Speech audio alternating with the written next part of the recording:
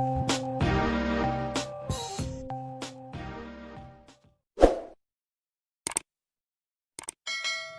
friends, I am Mallar Shinde and you are watching Shinde's Class YouTube channel. Today's video is about kinds of sentence means वाक्याचे प्रकार. And friends, what are the kinds of sentence in English? Or we can say which are kinds of sentence in English? Friends, you know there are some kinds of sentence in English like that basic kinds like that assertive sentence, interrogative sentence, imperative sentence and exclamatory sentence. But these are basic kinds because friends, you know every sentence in the world is included in these four kinds. Means जगातलं कोणतेही वाक्य असेल ना तर ते एकतर assertive असेल, एकतर इंटरोगेटिव्ह असेल, इम्पेरेटिव्ह असेल और एक्सक्लेमेटरी असेल. त्याच्यातले अफर्मेटिव्ह असेल किंवा निगेटिव्ह असेल. एक्सक्लेमेटरी मध्ये निगेटिव्ह नाहीये आपल्याला माहिती आहे, तो व्हिडिओ तुम्ही पाहिलेला आहे. But today we are going to discuss about another kinds of sentence. And what are these? These are simple sentence, then compound sentence and complex sentence. But these sentences we separated because of वाक्य रचनेनुसार, means pattern of the sentence. Pattern of the sentence, or we can say clause role in the sentence or clause situation in the sentence. What type of role played by the clause in the sentence? That's why we divided some sentences into these parts like that simple sentence, compound sentence and complex sentence. वाक्य रचनेनुसार उपवाक्याच्या वाक्यामधील भूमिकेनुसार त्याच्या स्थितीनुसार आपण वाक्यांचे काही प्रकार केले आणि तेच आहेत वाक्य रचनेनुसारचे वाक्यांचे प्रकार. So let's learn. First kind is simple sentence. Simple sentence means simple sentence end simple sentence means केवल वाक्य. इन मराठी वी से केवल वाक्य और साधे वाक्य. And examples are the tortoise on the race. The sun is bright. Now look these examples. The tortoise on the race and the sun is bright. These are examples of simple sentence. Now how can we say these are simple sentence? Because there is a subject and a predicate, then it is simple sentence. या वाक्यांमध्ये एकच subject आहे आणि एकच predicate आहे. Subject means उद्देश्य and predicate means विधेय. आता subjects and predicate च्या बाबतीत parts of sentence म्हणून सेपरेट व्हिडिओ आहे, तो पहा. या ठिकाणी फक्त मी इतकं सांगेन subject means उद्देश्य आणि त्यामध्ये आपला नाउन असतो, मीन्स सब्जेक्ट असतो वाक्याचा, नाउन पण असेल आणि नाउनशी रिलेटेड जे वर्ड्स असतील ते पण असतील. and predicate means बाकीच्या जे शब्द राहिलेले आहेत त्या सेंटेन्स मधील ते याच्यामध्ये असतील. आता सब्जेक्टला जेव्हा आपण हु नावाने क्वेश्चन विचारतो सेंटेन्सला हु, त्यावेळेस आपल्याला सब्जेक्ट मिळतो, कर्ता मिळतो, उद्देश्य मिळतो, नाउन मिळतो and predicate means विधेय. what is doing by subject म्हणजे सब्जेक्ट त्या सेंटेन्स मध्ये काय करतो त्याला आपण विधेय म्हणतो. बाकीची माहिती. सो या बाबतीतला जो व्हिडिओ आहे तो पहा. तर या ठिकाणी असं सांगायचं आपल्याला की there is a subject and a predicate there is, then it is simple sentence. जर वाक्यामध्ये एकच सब्जेक्ट आणि एकच प्रेडिकेट असेल like that the tortoise is the subject and on the race हे प्रेडिकेट आहे. The sun is the subject and is bright is the predicate. So एकच subject असेल, एकच प्रेडिकेट असेल तर ते सिंपल सेंटेन्स असेल. Then there is only main clause in the simple sentence. Simple sentence मध्ये फक्त मेन क्लॉज असतो, मेन क्लॉज. आता क्लॉज मीन्स काय तर क्लॉज, फ्रेज आणि sentence, what is difference between them, त्या बाबतीतला एक व्हिडिओ आहे तो तुम्ही पहा. पण या ठिकाणी मी सांगेल की क्लॉज मीन्स उपवाक्य. आता क्लॉज आणि सेंटेन्स मध्ये काय फरक आहे तर क्लॉज आणि सेंटेन्स मध्ये हा फरक आहे. दोघांमध्ये पण वर्ब आहे, नाउन आहे, सब्जेक्ट आहे. फक्त या ठिकाणी मीनिंग सेन्स कधी कधी नसेल, कधी असेल आणि सेंटेन्स मध्ये मीनिंग सेन्स असेल. सो हा डिफरन्स आहे. तो मेन क्लॉज उपवाक्य जे आहे मुख्य उपवाक्य म्हणूया आपण. क्लॉज मीन्स उपवाक्य, मेन मीन्स मुख्य. मुख्य उपवाक्य तर हे एकच असेल याच्यामध्ये. The tortoise on the race.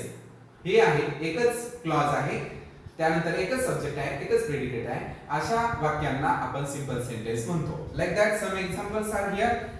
The consumer pays for the advertisement. Here the consumer is the subject and pays for the advertisement is the predicate.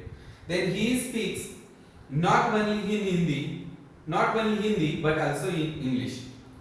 He speaks Hindi as well as English. He speaks both Hindi and English. हे पण sentence simple सेंटेन्सचेच भाग आहे. आता या ठिकाणी एक गोष्ट लक्षात द्या. जेव्हा आपल्याला कंपाऊंड सेंटेन्सचं जेव्हा सिंपल सेंटेन्स बनवायचं असेल तेव्हा not only but also then as well as and both या शब्दांचा वापर करून आपण कंपाऊंडचं सिंपल सेंटेन्स करू शकतो. सो सिंपल सेंटेन्स म्हणजे काय? केवळ वाक्य, त्याच्यामध्ये ज्या गोष्टी आहेत त्याचे जे फीचर्स आहेत या ठिकाणी सांगितलेले. क्लॉज म्हणजे उपवाक्य लक्षात घ्या. क्लॉज आणि सेंटेन्स मधील डिफरंट, फ्रेंच मधील डिफरंट आपण लक्षात घ्या. अँड देन त्यानंतर वाक्यरचनेनुसार हे प्रकार आहेत आणि जे बेसिक काइंड्स आहेत ते वेगळे आहेत हे लक्षात घ्या. त्यानंतर सब्जेक्ट म्हणजे काय, प्रेडिकेट म्हणजे काय हे लक्षात घ्या. So simple sentence, these are some examples of simple sentence. So let's learn another kind of sentence and it is compound sentence. Second kind of sentence is compound sentence and compound sentence means संयुक्त वाक्य. Now friends, compound sentence, आता compound sentence कशाला म्हणायचं तर for example Shankar is a farm worker. Now here is a clause and Gauri is a farm worker too. Here is another clause. Now these two clause joined by and या शब्दाने हे दोन clause जोडलेले आहेत. आता क्लॉज म्हणजे काय? So clause means उपवाक्य, सब sentence. Clause. Now friends लक्षात घ्या, क्लॉज मीन्स उपवाक्य आणि क्लॉजचे दोन प्रकार पडतात. Main clause and subordinate clause. Clause चे दोन प्रकार पडतात, मेन क्लॉज आणि सबऑर्डिनेट क्लॉज. आता मेन क्लॉज म्हणजे काय, सबऑर्डिनेट क्लॉज म्हणजे काय? तर मेन क्लॉज मीन्स जो इंडिपेंडेंट आहे, म्हणजे त्याला तो स्वतःच वाक्याचा अर्थ पूर्ण करू शकतो, इंडिपेंडेंट आहे, त्याला दुसऱ्या वाक्याची गरज नाही.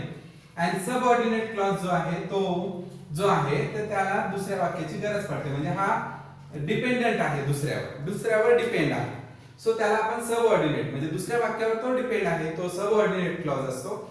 आणि जो मेन क्लॉज आहे तो इंडिपेंडेंट असतो. आणि क्लॉज त्याला काय म्हणतात, क्लॉज आणि सेंटेन्स मधील जो फरक आहे तो मी तुम्हाला सांगितलेला आहे की क्लॉज मध्ये आता सबऑर्डिनेट क्लॉज जो असतो ना तो मीनिंग सेन्स पूर्ण करत नाही, कंप्लीट मीनिंग सेन्स देत नाही. आणि मेन क्लॉज असतो तो मीनिंग सेन्स देतो. सो क्लॉज हा मीनिंग सेन्स देऊ शकतो, कधी तो देऊ शकत नाही. आणि सेंटेन्स मात्र मीनिंग सेन्स पूर्ण देतो. तो हा क्लॉज आणि सेंटेन्स मधील फरक आहे. तर लक्ष द्या, Shankar is a farm worker and Gauri is a farm worker too. Here is a clause and here another clause. या दोन क्लॉजला जोडण्याचं काम कोणी केलं? अँड या शब्दाने केलेलं आहे, या कंजक्शनने केलेलं आहे. सो इफ देयर इज दोन और मोर मेन क्लॉजेस किंवा जास्त, दोन किंवा जास्त मेन क्लॉजेस असतील then it is compound sentence. तर त्याच वाक्याला आपण संयुक्त वाक्य किंवा कंपाऊंड सेंटेन्स असं म्हणतो. इफ देयर इज टू और मोर मेन क्लॉजेस. आता मेन क्लॉज मीन्स काय? मुख्य उपवाक्य असा अर्थ होईल त्याचा. आता हे सांगितलेलं आहे.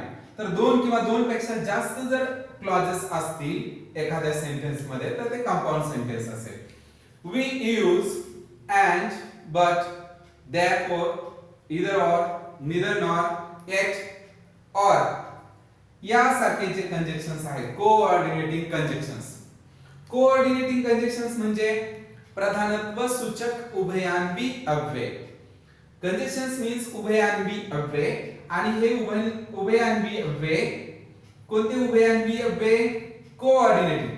कोऑर्डिनेटिंग मीन्स प्रधानत्व सूचक, मुख्य जे कंजक्शन्स आहेत ते आहेत and, but, then, therefore, either or, neither nor, yet or या कंजक्शननी जर वाक्य मेन क्लॉज जोडलेले असतील तर त्याला आपण कंपाऊंड सेंटेन्स म्हणतो. अनदर डेफिनेशन आहे, हे एक फीचर आहे, हे एक फीचर आहे की यासारखे जर कोऑर्डिनेटिंग कंजक्शन्स असतील, त्यांनी जर जॉईन केलेले असतील दोन मुख्य वाक्य किंवा दोन पेक्षा जास्त मुख्य उपवाक्य, मुख्य उपवाक्य जोडलेले असतील, मेन क्लॉज जोडलेले असतील, तर ते कंपाऊंड सेंटेन्स आहे. Example, he speaks Hindi and he speaks English too. Here also and join two main clauses, and that's why this one is also compound sentence. So a compound sentence आहे. Next kind is complex sentence, and complex sentence means mishra vakya.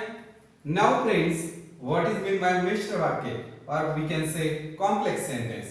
So let's learn from these examples. First example is, while Mohan was playing in the garden, he saw his father. While Mohan was playing in the garden, Mohan was playing in the garden, and he saw his father.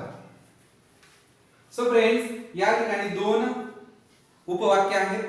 एक जे वाक्य आहे ते subordinate clause आहे, means while Mohan was playing in the garden. हे जे उपवाक्य आहे हे सबऑर्डिनेट क्लॉज आहे, मीन्स उपवाक्य आहे गौणत्व सूचक उपवाक्य आहे, गौण उपवाक्य आहे. आणि he saw his father हे मेन क्लॉज आहे. मग हे जे दोन आहेत ना, he saw his father and while Mohan was playing in the garden, या दोनला जोडण्याचं काम आहे, दोन वाक्यांना जोडण्याचं काम while हा शब्द करतो, म्हणून हे कॉम्प्लेक्स सेंटेन्स आहे. आता एक लक्षात घ्या, while Mohan was playing in the garden हे सबऑर्डिनेट क्लॉज आहे आणि he saw his father हे मेन क्लॉज आहे. का? तर या ठिकाणी मीनिंग सेन्स कंप्लीट होत नाही, मीनिंग येतो परंतु फार पूर्ण येत नाही. आणि he saw his father म्हणजे हे इंडिपेंडेंट सेंटेन्स आहे, क्लॉज आहे, हे स्वतःच अर्थ पूर्ण करतं, त्याला इतर वाक्यावर डिपेंड राहण्याची गरज नाही. सो हा मेन क्लॉज आहे आणि हा सबऑर्डिनेट क्लॉज आहे. आणखीन एक या विषयाचं उदाहरण सांगतो. For example, if he came I will help to him. So if he came हा झाला एक सबऑर्डिनेट क्लॉज आणि I will help to him हा झाला एक मेन क्लॉज. म्हणजे I will help to him हे वाक्य दुसऱ्यावर डिपेंड नाही, ते इंडिपेंडेंट आहे क्लॉज. आणि इफ ही केम हा मीनिंग सेन्स पूर्ण करत नाही, तो सबऑर्डिनेट आहे, म्हणजे दुय्यम किंवा गौणत्व सूचक उपवाक्य आहे, गौण उपवाक्य आहे. सो उपवाक्यामध्ये दोन प्रकार असतात आणि ते मी तुम्हाला सांगितलेले आहेत. सो यांना जोडण्याचं काम जो शब्द करतो आणि त्याने केल्याच्या नंतर ते वाक्य कॉम्प्लेक्स सेंटेन्स होतं. Next, thou Ramnath was a rich man, he didn't help the poor and the needy. Now here, thou Ramnath was a rich man हे एक सबऑर्डिनेट क्लॉज आहे आणि he didn't help the poor and needy हा एक main clause आहे. तर या दोन वाक्यांना जोडण्याचं काम दाऊ या शब्दाने केलेलं आहे, दो म्हणा, दाऊ म्हणा. सो दो या शब्दाने केलेलं आहे आणि दॅट्स व्हाय कॉम्प्लेक्स सेंटेन्स आहे. सो फ्रेंड्स, एक लक्षात घ्या की कॉम्प्लेक्स सेंटेन्स मध्ये एक सबऑर्डिनेट क्लॉज असेल किंवा जास्त सबऑर्डिनेट क्लॉज असतील, क्लॉजेस असतील आणि एक मेन क्लॉज असेल, मीन्स एक मेन क्लॉज आणि एक किंवा जास्त सबऑर्डिनेट क्लॉजेस, त्यामुळेच कॉम्प्लेक्स सेंटेन्स होईल.